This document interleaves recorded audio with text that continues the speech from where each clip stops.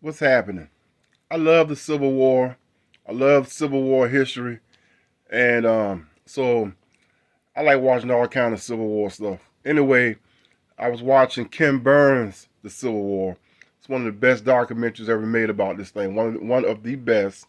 Also, I like the ones that come on the History Channel where they do the reenactments. Those are great. But anyway, watching Ken Burns' Civil War, and it got to a part in it's about this one slave that escaped.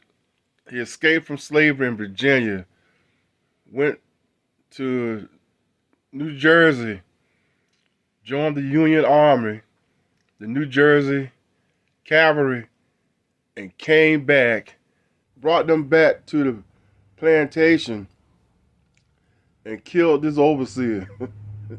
I'm like, wow, that's pretty wild. But anyway, that's what this story is about. It's about uh, Alexander Turner and his daughter Daisy Turner. Early in the war, a fugitive slave named Alex Turner had made his way north and joined the 1st New Jersey Cavalry. In the spring of 1863, he guided his regiment back to his old plantation at Port Royal, Virginia, and killed his former overseer. Alexander Turner, or Alec Turner, was born in 1845, enslaved on the Goulden Plantation in Port Royal, Virginia, escaped across the Rappahannock River in April of 1862, when the 1st New Jersey Cavalry was encamped there. He helped lead a raid back to the Golden Plantation to capture a Confederate outpost, and at the same time, he killed the hated overseer, symbolically and physically dispatching the institution of slavery for himself. Okay, so let me tell you the fascinating story of Alec Turner. And we have to start with his grandmother. Okay? Alec Turner's story starts around 1800 with his grandmother, an English woman, sailing off the coast of Africa when her ship is wrecked and her husband dies. The woman was saved by a chieftain's son, and later the two fell in love and had a son of their own named Alexander. This son was in turn captured by another slave trader and taken to New Orleans, where he was auctioned on the block and taken to the John Goulden or Golden Plantation in Port Royal, Virginia, at some time following in 1820. This plantation contained 2,000 acres and 77 slaves. He married a Cherokee woman called Silver Bells.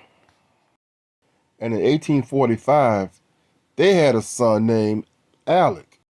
Alec had learned how to read at the age of 8 from the granddaughter of the plantation owner. As was the terrible custom, Alec was severely beaten when it was discovered. But Alec did not let this stop him. Nothing would stop him from reaching his goals of freedom. At the plantation, one man made his life a living hell. But it wasn't the plantation owner that had been so cruel. It was a fellow slave that had been appointed as overseer of the more than 2,000 slaves at the plantation due to his devotion to his master.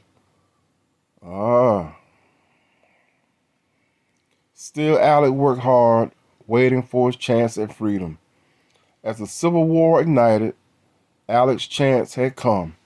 He escaped his plantation and joined the 1st New Jersey Volunteer Cavalry as an assistant cook. He went on to fight in the Battle of Bull Run, one of the first major conflicts of the war. He was wounded, but kept fighting with his fellow soldiers afterwards. And I read he was a private. He was a private. All the while, he plotted his revenge in the spring of 1863. Alec guided his fellow Union soldiers to the Golden Plantation. The overseer heard the troops approaching and, leaning his head out of the window, called, "Who's there?" Alec replied, "This is me. This is Alec. I'm going to shoot you." After achieving his revenge, Alec continued to fight with his fellow soldiers until the end of the war. Yep, so like I was saying, Alexander served as a private, 1st New Jersey Colored Infantry from July 20th, 1862. He mustered out in 1865.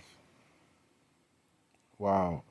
The 1890 census of Civil War veterans states a gunshot wound in his left leg caused some disability for the rest of his life.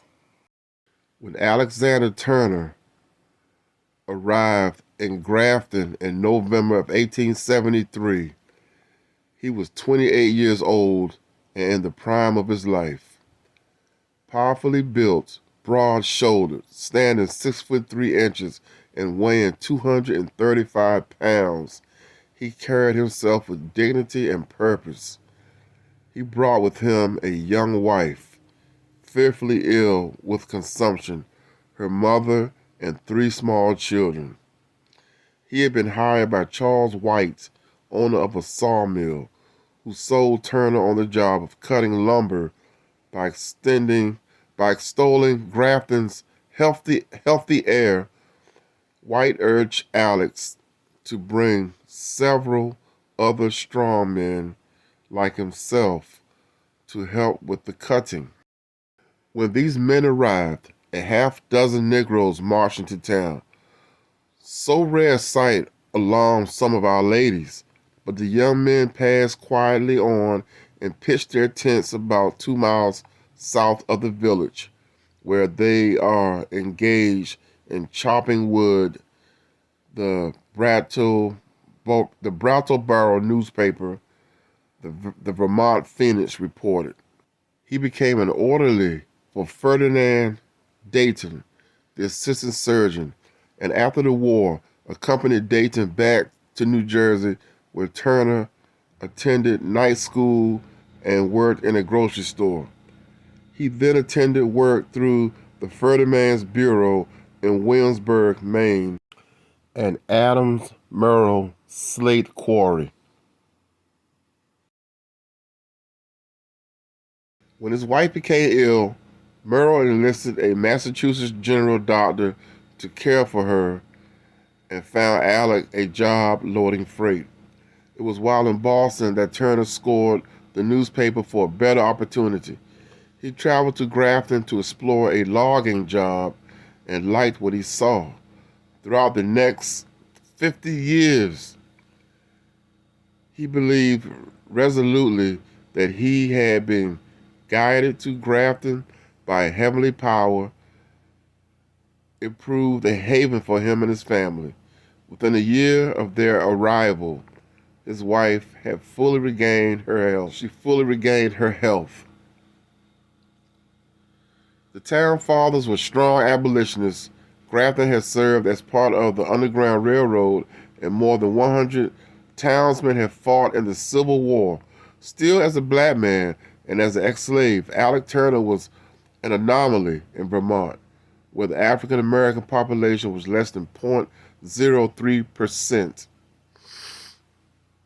Once freedom had been declared for the enslaved, Turner realized that there was a difference between liberty and equality.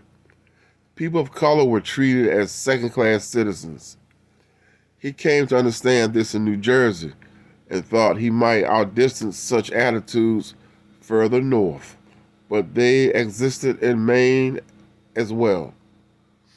Turner believed in himself and expected in Grafton he would be taken on his own merits and treated with courtesy. He understood when young boys tagged along that they had never encountered a man like himself and obligingly rolled up his sleeves when asked if he was black all over. When racism was alive in Vermont, Turner apparently did not experience it in full force. The town fathers protected him as a former slave and were curious to know his experiences. His fine personality and superior qualities drew people to him as an exceptional human being. Alec earned his neighbors' respect. He had been warned early on that nobody expected him to earn enough money to buy salt, a luxury to put in his bread. He was determined to prove them wrong. When he found that most Vermonters used a 3.5 pound axe, he had a 4 pound axe made to assure that he would cut more lumber. Turner found a congenial group of men at Bill Wyman's store. He was sociable, a good storyteller, and a marvelous singer. All these talents were enjoyed. He often helped out Wyman handling freight. One day he had been unloading 300-pound barrels of flour and told the storekeeper he would like to buy 10 pounds to take back to his wife. The storekeeper said if he could carry a barrel home without setting it down, he could keep it. Turner took up the challenge. And with a cadre of followers saying it couldn't be done, like ridiculing and heckling, he walked 3 miles carrying a 300-pound barrel without setting it down up Turner Hill. This accorded him the title of the strongest man in Grafton and made him a hero. Wow, can you imagine walking 3 miles with a 300-pound barrel without setting it down? Incredible. Turner was also creative. Some of the best lumber could not be cut because it was surrounded by marshy ground. On the plantation, he had built blind stone ditches to drain numerous plateaus of water. He employed the same technique in Vermont woods and successfully drained the ground and cut the trees. His reputation grew, and this knowledge gained him other desirable jobs.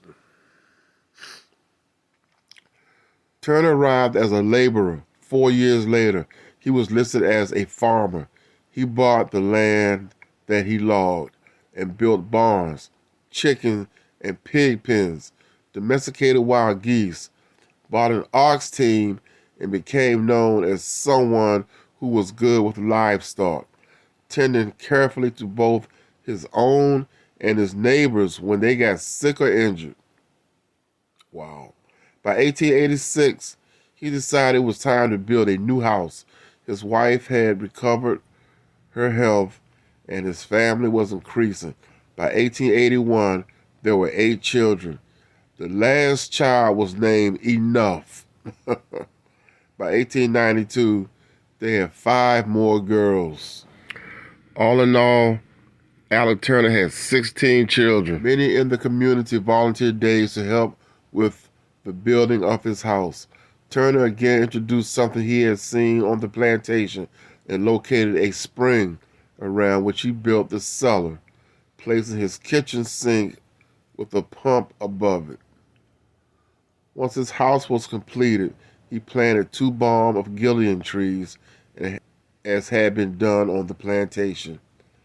This signaled the distance he had traveled from his early years and the successful establishment of his dream, a homestead where all generations of his family gathered at every opportunity. He lived there until his death in 1923. What a fascinating story, but where one story ends, another story begins. When the war was over, he went to New England and found work as a logger. In 1883, his daughter Daisy was born. Dear Madam, I am a soldier, and my speech is rough and plain. I'm not much used to writing, and I hate to give you pain, but I promised I would do it, and he thought it might be so. If it came from one that loved him, perhaps it would ease the blow. By this time, you must surely guess the truth I fain will hide, and you pardon me for rough soldier words while I tell you how he died.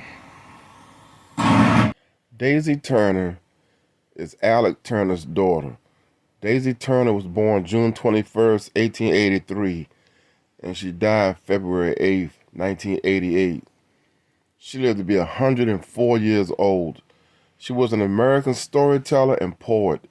Born in Grafton, Vermont, to former slaves, she became famous late in her life for her oral recordings of her family's history, which can be traced back to Africa and England.